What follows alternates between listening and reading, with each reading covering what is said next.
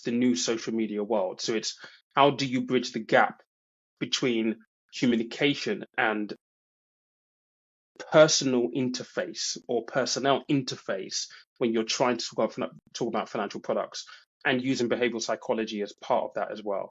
Um, in the industry, it's almost very, people talk about funds and all this stuff, and it's like, yes, you got, understanding their goals, and you do all this stuff as a financial advisor, but actually there's a little bit more nuance towards how people's behavioral psychology, how their experiences, how they're made up, their past experiences, how that informs their future decisions.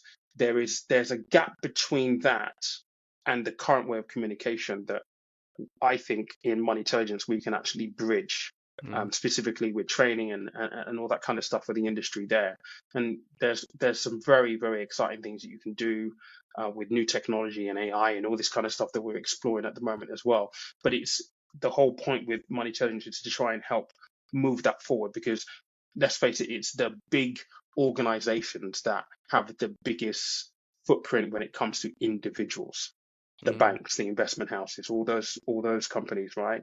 They have millions and millions of customers. If you can improve the way they communicate and the way they interface from a more human level, then the work that we do becomes a lot more tangible in terms of its footprint and impact. Yeah. No, it's cool to hear. And I suppose in terms of if there's listeners who are maybe of that type, who are the people you are targeting, I suppose, to really like who will this tool serve, I suppose directly, who would the tool serve directly? And then almost how will the tool serve indirectly? It's going to serve people who are in banks initially, but then indirectly it's going to help the masses and civilians in terms of the interfaces and how they interact, I suppose. How do you see it play out?